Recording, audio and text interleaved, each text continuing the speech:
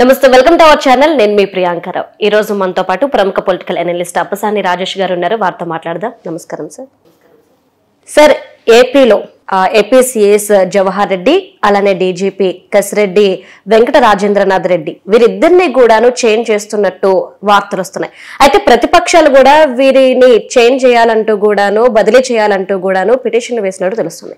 అసలు ఏంటి, అయితే నిజంగానే వీరిని బదిలీ చేస్తున్నారా? అసలు ఎందుకు చేస్తున్నట్టు? మనం దాదాపుగా నాకు తెలిసి నేను 1978-80 నుంచి నాకు కొంచెం అవగాహన పెరిగి ముఖ్యమంత్రి ఎవరు కొంచెం 1983లో ఎన్టీ రామారావు గారు మొట్టమొదటిగా ముఖ్యమంత్రిగా బాధ్యతలు చేపట్టిన నాటి నుంచి మేము అప్పటికి 10th క్లాస్లోకి వచ్చాం. సో కొంచెం రాజకీయాలు, పరిపాలన, వీటి గురించి కొంచెం అవగాహన పెరిగిన నాటి నుంచి అంటే ఆల్మోస్ట్ 40 years పైగా అబ్జర్వ్ చేస్తూ ఉన్నాం. అంతకు ముందు కానీ ఈ 40 సంవత్సరాల్లో కానీ ఏ రోజు ఏ ముఖ్యమంత్రి ఏ ప్రభుత్వ హయాంలో కూడా సాహసించని ఒక కార్యక్రమానికి జగన్మోహన్ రెడ్డి గారు ఒడిగట్టారు. ఇవాళ పాలకుడుగా ప్రజల చేత ఎంపిక కాబడిన ముఖ్యమంత్రి జగన్మోహన్ రెడ్డి గారు. అదే సందర్భంలో అధికార వ్యవస్థ ఉంటుంది, ఎగ్జిక్యూటివ్ వ్యవస్థ. ఎగ్జిక్యూటివ్ వ్యవస్థకి సర్వోన్నత అధికారి చీఫ్ సెక్రటరీ.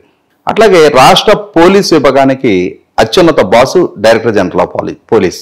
ముఖ్యమంత్రి, చీఫ్ సెక్రటరీ, డీజీపీ ఈ ముగ్గురు ఒకే జిల్లా, ఒకే సామాజిక వర్గానికి సంబంధించిన వాళ్ళు ఇప్పటిదాకా రాష్ట్ర చరిత్రలో ఏ రోజు ఏ పాలకుడి హయాంలో కూడా జరగల. అంటే ఏ ముఖ్యమంత్రి ఇటువంటి దుస్సాహసానికి ఒడిగట్ల. ఎవరేమనుకున్నా సరే నేను నా మనుషుల్ని, నాకు ఆంతరంగికుల్ని నేను నియామకం చేసుకుంటా అని చెప్పిన బరితెగింపుకి ఈ రోజు దాకా ఏ పాలకుడు ఇటువంటి సాహసానికి ఒడిగట్ల. ఖచ్చితంగా జగన్మోహన్ రెడ్డి గారు అంటే డీజీపీ కసిరెడ్డి రాజేంద్రనాథ్ రెడ్డి గారు అయితే ఆయన ఇప్పటికీ 2 సంవత్సరాలుగా ఇన్ఛార్జ్ డీజీపీగానే కొనసాగుతున్నారు. తనకన్నా సీనియర్లు 10 మంది ముందున్నారు, 11 మంది ముందున్నారు. ఈయన 11th పొజిషన్లో ఉన్నాడు. తనకన్నా 10 మంది ముందున్నా కూడా జగన్మోహన్ రెడ్డి గారికి ఇష్టడు కాబట్టి, ఆయనకు ఆంతరంగికుడు అని చెప్పని భావిస్తున్నారు కాబట్టి, నమ్మకస్తుడని చెప్పని ఫీల్ అవుతున్నారు కాబట్టి ఈ 10 ర్యాంకుల్ని దాటించి ఆయన తీసుకొచ్చి డీజీపీగా అపాయింట్ చేసుకున్నారు. మరి డెఫినెట్గా ప్రతిపక్షాలు డిమాండ్ ఎందుకు చేయవు? అంటే జగన్మోహన్ రెడ్డి గారికి వ్యక్తిగతంగా ఆయన అభిష్టం మేరకు పనిచేసే అధికారులని ఏరికోరి ఎంపిక చేసుకున్నారు ఆయన. మిగిలినప్పుడు పరిపాలనాపరమైన వ్యవహారాలు. కానీ ఇప్పుడు ఎన్నికలు సమీపిస్తున్నాయి కదా, ఇప్పుడు కోడ్ ఆఫ్ కాండక్ట్ అమల్లోకి ఉంది. కోడ్ ఆఫ్ కాండక్ట్ అమల్లో ఉన్నప్పుడు ఫ్రీ అండ్ ఫెయిర్గా ఎన్నిక జరగాలి. జగన్మోహన్ రెడ్డి గారికి ఇష్టలైన అధికారులు పరిపాలనా పరంగా వాళ్ళు సమర్థులు కాబట్టి ఇష్టలవటం వేరు. నేను ఇందాకే చెప్పాను కదా, ఆయన నేటివ్ ప్లేసు, ఆయన సామాజిక వర్గాన్ని ఏరికోరి ఎంపిక చేసుకున్నారు. అదే సందర్భంలో వాళ్ళ వ్యవహారశాలు కూడా గమనించుకుంటే రాజేంద్రనాథ్ రెడ్డి గారు డీజీపీగా బాధ్యతలు చేపట్టిన తర్వాత ఆయన హయాంలోనే జీవో నెంబర్ 1 అని చెప్పిన ఒక జీవో తీసుకొచ్చి ప్రతిపక్ష రాజకీయ పార్టీలని స్వేచ్ఛాయుత వాతావరణంలో రాజకీయ కార్యకలాపాలు కూడా నిర్వహించుకోనీయకుండా కట్టడి చేసే ప్రయత్నం చేశారు. ప్రధాన ప్రతిపక్ష నాయకుడిగా ఉన్న చంద్రబాబు నాయుడు గారిని ఆయన నియోజకవర్గంలో కూడా పర్యటించకుండా అడ్డుకునే ప్రయత్నం చేశారు. బహిరంగ సభలు పెట్టుకునే వాళ్ళ నారా లోకేష్ యువగళం పేరిట పాదయాత్ర మొదలు పెట్టుకుంటే ఎన్ని ఆటంకాలు సృష్టించారు. తనని ప్రచార రథం ఎక్కనివ్వలేదు, మైక్ వాడినివ్వలేదు. ఆఖరి ఒక స్టూల్ మీద నిలబడి ప్రసంగిస్తుంటే ఆ స్టూల్ మీద కూడా నిలబడటానికి వీల్లేదు అని చెప్పని. అంటే మనం డెమోక్రటిక్ స్పిరిట్లో ఉన్నామా? అంటే ఆ డెమోక్రటిక్ స్పిరిట్ పాటించాల్సిన బాధ్యత ఉందా లేదా అధికారులకి? ప్రజాస్వామ్యంలో ప్రతిపక్షాలకి వాళ్ళ రాజకీయ కార్యకలాపాలు నిర్వహించుకునే స్వేచ్ఛ, వెసులుబాటు ఉండి తీరాలి, కల్పించాల్సిన బాధ్యత ప్రభుత్వానిది. 2019కి ముందు జగన్మోహన్ రెడ్డి గారు కూడా ప్రధాన ప్రతిపక్ష నాయకుడే, ఆయన కూడా ఒక పార్టీకి అధ్యక్షుడే. ఆయన రాజకీయ కార్యకలాపాలని గత ప్రభుత్వం, ఈయన ప్రతిపక్ష నాయకుడు కాబట్టి ఈయన రాజకీయ కార్యకలాపాలకు మనం అనుమతించకూడదు అని చెప్పనే భావన ఆ ప్రభుత్వం కనపరచలా. అదే స్ఫూర్తి జగన్మోహన్ రెడ్డి గారు కూడా కనపరిచి తీరాలి. కానీ ఆయన ప్రతిపక్షాలని కట్టడి చేసే ఆలోచన చేయటం, దాన్ని అధికారులు కొనసాగించడం. డెఫినెట్గా అటువంటి వైఖరి ప్రదర్శిస్తున్న అధికారులని ఎన్నికల సందర్భంగా వాళ్ళ ఆధ్వర్యంలో ఎన్నికలు జరిగినప్పుడు వాళ్ళు జగన్మోహన్ రెడ్డి గారికి లబ్ధి చేకూర్చే ప్రయత్నం చేస్తారు తప్ప equal level playing field create చెయ్యరు అన్న భావన ప్రతిపక్షాలు ఏర్పడటం సహజం. అందుకే వీళ్ళు అభ్యంతరం వ్యక్తం చేస్తారు. ఇవాళ చీఫ్ సెక్రటరీ జవహర్ రెడ్డి గారు, కసిరెడ్డి రాజేంద్రనాథ్ రెడ్డి గారు ఎన్ని సందర్భాల్లో ప్రతిపక్షాలు ఈ ఉల్లంఘన జరుగుతూ ఉన్నాయి, మీరు దీన్ని కట్టడి చేయండి, ఇక్కడ అధికార పార్టీ అనేవిని అడ్వాంటేజ్ తీసుకుంటుంది, మీరు దీన్ని కట్టడి చేయండి అని చెప్పని ఎన్ని సందర్భాల్లో ప్రతిపక్షాలు ఎన్ని దరఖాస్తులు ఇచ్చినాయి. అసలు డీజీపీ అయితే మరింత ఘోరం. 2 సంవత్సరాల పాటు ప్రతిపక్షాలకు అపాయింట్మెంట్ ఇవ్వాలి. ఆయన ఈ రాష్ట్రానికి సేవ చేయడానికి అపాయింట్ చేయబడ్డ ఒక పబ్లిక్ సర్వెంట్. మేబీ ఇప్పుడు ఆయన డీజీపీ హోదాలో ఉండుండొచ్చు. మరింత బాధ్యతాయుతంగా సేవ చేయాల్సిన బాధ్యత అయింది. ప్రతిపక్ష రాజకీయ పార్టీలకు అపాయింట్మెంట్ ఇవ్వరా? వీళ్ళ విజ్ఞప్తులు స్వీకరించరా? ఏమంత మోనార్కిజం? ఎక్కడి నుంచి ఊడిపడ్డారు వీళ్ళంతా? ప్రజలు కట్టిన పన్నుల నుంచి వాళ్ళకి జీతాలు అందుతున్నాయి. ప్రజల నెత్తినెక్కి నాట్యం చేసే హోదా, అధికారం, దర్పం వాళ్ళకి లేవు. రాజకీయ పక్షాలు ప్రజలకు ప్రాతినిధ్యం వహిస్తాయి.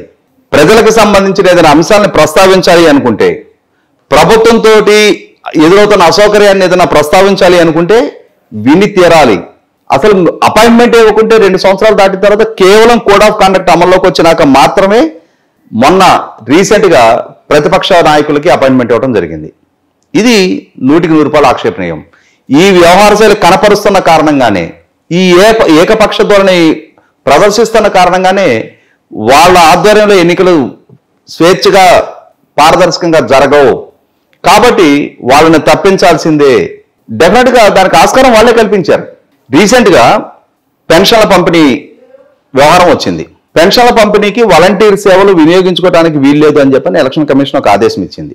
ఆదేశం ఇచ్చినప్పుడు చీఫ్ సెక్రటరీ హోదాలో ఉన్న జవహర్ రెడ్డి గారు ఆయనే ఉద్దేశపూర్వకంగా ప్రభుత్వమే సాక్షి పేపర్ ద్వారా 1-2 తారీఖులు, అంటే మార్చి ఎండింగ్, ఏప్రిల్ 1 తారీఖు బ్యాంకులు లేవు కాబట్టి 3వ తారీఖు నుంచి పెన్షన్ పంపిణీ చేస్తామని చెప్పని ముందే ప్రజలకి ఒక సందేశం ఇచ్చారు. అంటే ప్రభుత్వం 3వ తారీఖు నుంచి పెన్షన్ పంపిణీ చేయాలని చెప్పి ఒక నిర్ణయం తీసుకుంది. నిర్ణయం తీసుకున్నప్పుడు మార్చి చివరిలో పెన్షన్లు పంపిణీ వాలంటీర్ ద్వారా చేయించొద్దు అని చెప్పని ఎలక్షన్ కమిషన్ ఆదేశం ఇచ్చింది. ఏప్రిల్ 1వ తారీఖు రోజు పెన్షన్ల పంపిణీ ప్రతిపక్షాలు అడ్డుకుంటున్నాయి అని చెప్పని, అంటే అసలు ప్రభుత్వం సన్నద్ధంగా లేదు, ప్రభుత్వం దగ్గర రిసోర్సెస్ లేవు. మార్చి 31వ తారీఖు నాటికి ప్రభుత్వం దగ్గర నిల్ బ్యాలెన్స్, వాళ్ళ చేతిలో ఉన్న రిసోర్సెస్ మొత్తం కాంట్రాక్టర్లకు బిల్లులు చెల్లింపులు చేసేసి ఉన్నారు. ఈ అంశాలన్నీ చీఫ్ సెక్రటరీకి తెలుసుండి కూడా ఎలక్షన్ కమిషన్ ఇచ్చిన ఆదేశాలని అధికార పార్టీ తనకు రాజకీయంగా అనుకూలంగా మార్చుకునే ప్రయత్నం చేస్తుంటే అదే భజన ఈయన కూడా చేయటం ఏంటి? అంటే పెన్షన్ల పంపిణీ ప్రతిపక్షాలు సాఫీగా జరగనివ్వడం లేదు, వృద్ధులకు అసౌకర్యం కలిగిస్తున్నారు అన్న భావన అధికార పార్టీ ద్వారా ప్రచారం కల్పించుకోవడానికి ఈయన సహకరించడం ఏంటి, వంత పాడటం ఏంటి? దాని పర్యవసానం వాళ్ళు బెడ్ రిడెన్ పేషెంట్లని గత ప్రభుత్వ హయాంలో కూడా, అంటే ఆ రోజు పంచాయతీ సెక్రటరీ పంచాయతీ ఆఫీసుల దగ్గర పెన్షన్ పంపిణీ చేసే సందర్భంలో కూడా బెడ్ రిడెన్ పేషెంట్లకి ఇంటికెళ్ళి ఇచ్చే వెసులుబాటు ఉండేది. ఆ రోజు కూడా bedridden patient panchayat office దగ్గరికి మీరు మంచాలు మోసుకురమ్మని ఆదేశాలు లేవు. ఆ రోజు కూడా ఇంటికెళ్ళే ఇచ్చేవాళ్ళు. ఇప్పుడు కూడా పంచాయతీ, అంటే గ్రామ సచివాలయాల దగ్గర పెన్షన్ పంపిణీకి రాష్ట్ర ప్రభుత్వం ఒక నిర్ణయం తీసుకున్నా బెడ్ రిడెన్ పేషెంట్లని ఇంటి దగ్గరే పెన్షన్ ఇవ్వాలి అనేది ఆదేశాలు ఇచ్చారు. అయినా సరే అధికార పార్టీ నాయకులు మంచాల మీద పడుకోబెట్టి ప్రచారం కోసం మోసుకొని వస్తున్నప్పుడు ఎందుకని దాన్ని కట్టడి చేసే ప్రయత్నం చేయాలా? మీరు ఎందుకు మోసుకొస్తున్నారు? వాళ్ళని ఇలాగే తీసుకొచ్చి ఇస్తామని చెప్పని చెప్పాల్సిన బాధ్యత అధికార వ్యవస్థలో లేదా? అటువంటి ప్రచారానికి అధికార పార్టీ పాల్పడుతున్నప్పుడు, కోడ్ ఆఫ్ కండక్ట్ అమల్లో ఉన్నప్పుడు, అన్ఈవెన్ అడ్వాంటేజ్ అధికార పార్టీ తీసుకునే ప్రయత్నం చేస్తున్నప్పుడు చీఫ్ సెక్రటరీగా ఉన్న వ్యక్తి ఆ ప్రచారాన్ని కట్టడి చేసే ప్రయత్నం చేయాలి కదా. పారదర్శకంగా ఎన్నిక జరపాలి అనుకుంటే అధికార పార్టీకి అడిషనల్ గా అడ్వాంటేజ్ కలిపి నిన్న వైఖరి ఆయన దగ్గర ఉండున్నట్టయితే ఖచ్చితంగా అధికార పార్టీకి అన్ఈవెన్ లబ్ధి చేకూర్చే ఆలోచనతోటే ఆయన వ్యవహారాలు నడిచింది. దాని పర్యవసానం కొంతమంది వృద్ధుల ప్రాణాలు పోయినాయి. ఇవాళ ఎవరు బాధ్యులు? ఇటువంటి అసంబద్ధ వైఖరి ప్రదర్శించిన చీఫ్ సెక్రటరీ కదా. దాన్ని ప్రతిపక్షాలకు మీదకి నెట్టే ప్రయత్నం చేశారు. అంటే ఇవాళ అధికార పార్టీకి వంత పాడుతున్న ఇటువంటి అధికారుల ఆధ్వర్యంలో ఎన్నిక పారదర్శకంగా ఎట్లా జరగడానికి ఆస్కారం ఉంటుంది? అందుకే ప్రతిపక్షాలు అభ్యంతరం వ్యక్తం చేస్తున్నాయి. ఎలక్షన్ కమిషనర్కి సాక్ష్యాధారాలతోటి ఫిర్యాదులు చేశారు. ఇంకొక అంశం, బొప్పూడి దగ్గర ప్రధానమంత్రి గారి సభ జరిగింది. అక్కడ భద్రతాపరమైన రోగాలు నేను స్వయంగా ఉన్నా. అక్కడ నాకు కూడా పొలిటికల్ అనలిస్ట్గా నాకు కూడా వివిఐపి పాస్ ఇచ్చారు. ప్రధానమంత్రి గారు రాష్ట్రానికి వస్తా ఉన్నారు, ఏం చెప్తారో విందామని చెప్పని నేను కూడా వెళ్ళా. అక్కడ జరిగిన ఉల్లంఘనలు నేను కళ్ళతో చూశా. రాష్ట్ర పర్యటనకు వచ్చిన దేశ ప్రధానమంత్రి ప్రసంగించే సందర్భంగా 4 సార్లు ఆయన మైక్ ఇంటరప్షన్సా? ఎందుకు ఎలాగేని? భద్రతాపరమైన ఉల్లంఘనకు బాధ్యులు ఎవరు? ఇదే డీజీపీ కదా. ఇప్పుడు అక్కడ కన్సర్న్ ఎస్పీని కొంతమందిని ఎన్నికల గురించి తప్పించారు. మరి డీజీపీ ఎందుకు బాధ్యుడు కాడు? చీఫ్ సెక్రటరీ కదా మొత్తం ఇవన్నీ పర్యవేక్షించుకోవాల్సింది. ఎంత అవమానకరమైన సంఘటన అది.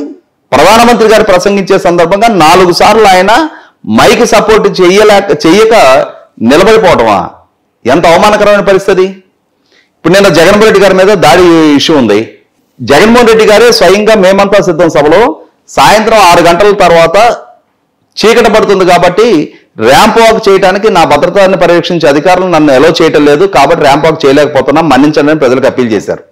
మరి ర్యాంప్ వాక్ చేయడానికి అనుమతించిన అధికారులు, సాయంత్రం 6 గంటలకు అనుమతించిన అధికారులు రాత్రిపూట 8:30కి కరెంటు తీసేసి చీకట్లో ఓపెన్ టాప్ బస్ మీద రోడ్ షోకి ఎలా అనుమతించారు ఆయన్ని?